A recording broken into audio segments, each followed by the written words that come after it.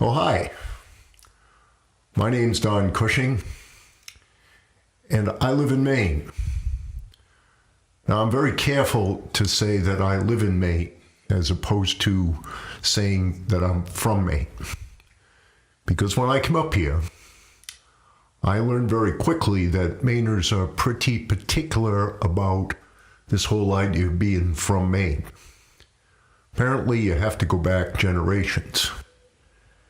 And I learned that quickly when my first daughter, Carrie, was born, and I pronounced her a Mainer.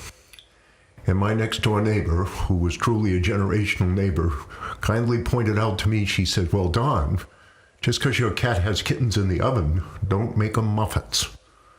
So since then, I've been particularly careful about saying I'm from Maine. I don't live in Maine. I actually am from New Hampshire.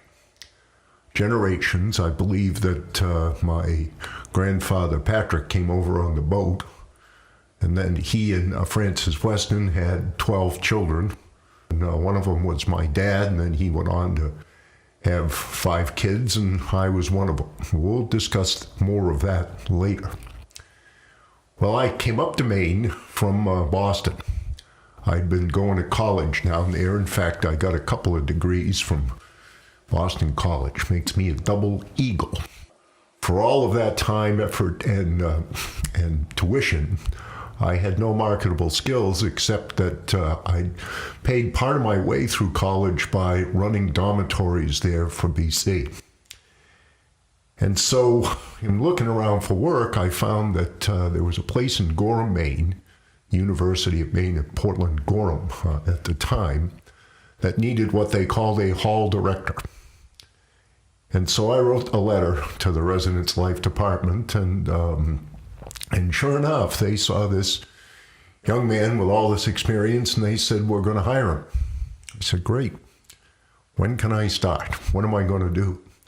They said, "You're going to be the hall director for Upton Hastings Hall, which is a dormitory of 300 women.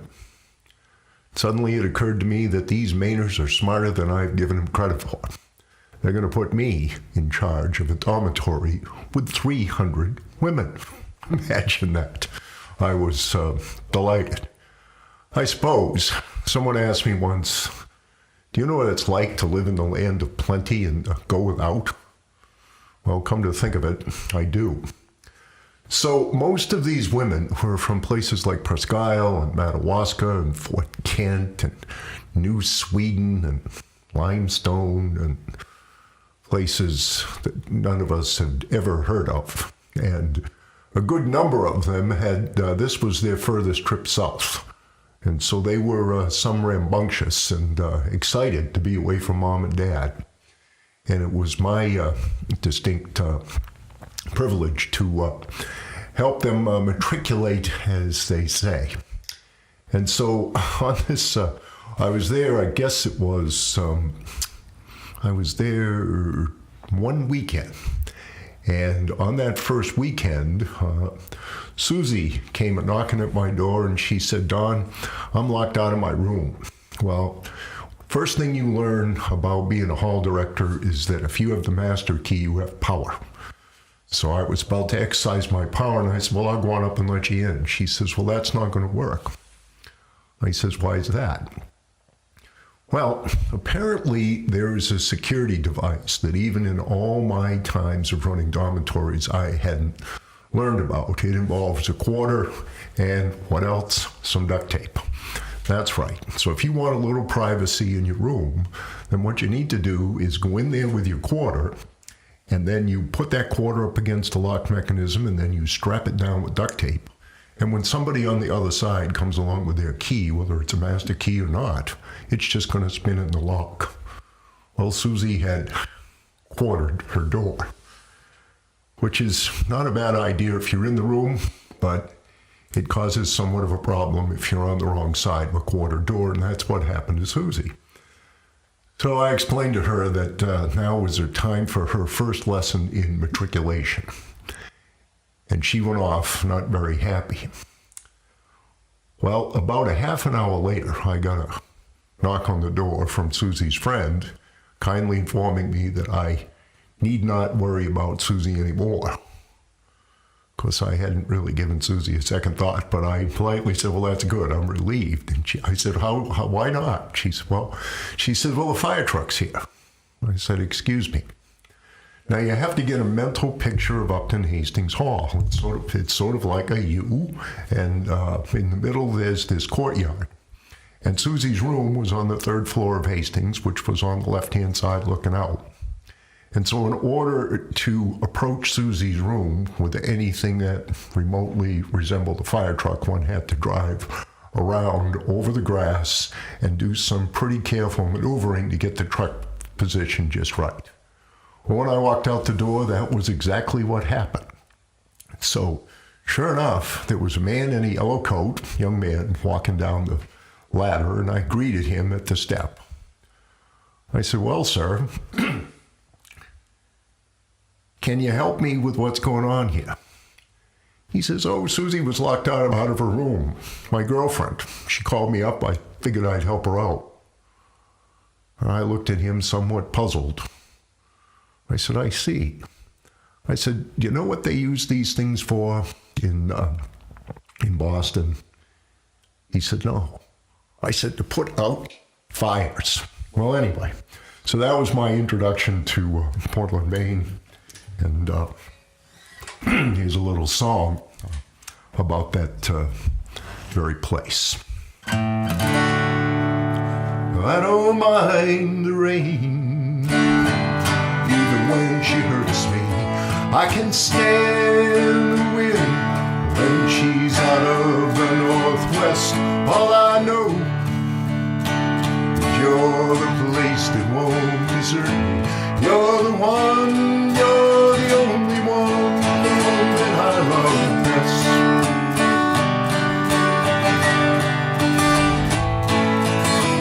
It's snowing hard, so hard I can't see. The roads are icy, it's too slippery for a drive. So I sit by my fire, content to let it all be. Feel the warmth of knowing I'm alive.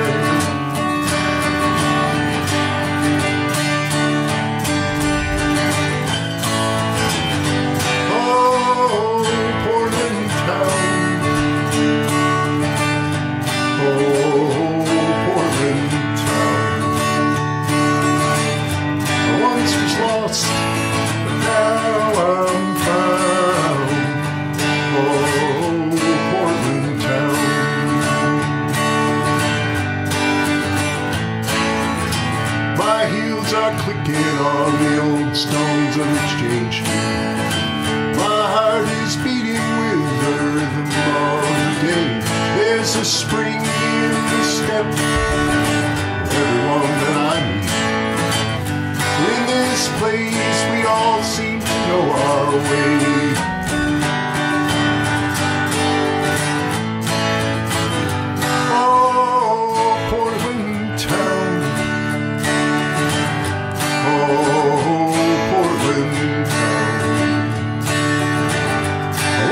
Lost, but now I'm found. Oh, Portland town. The boats are rafted on the west side of Cow Island. The music's drifting on the wind down the bay. The season's short, but it is our lifetime. Have it any other way.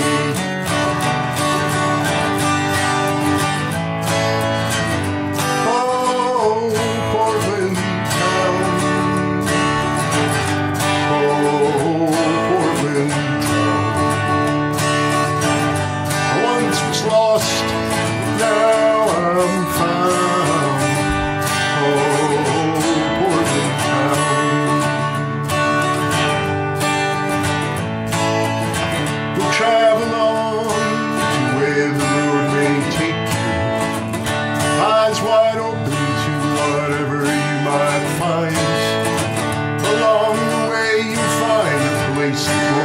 say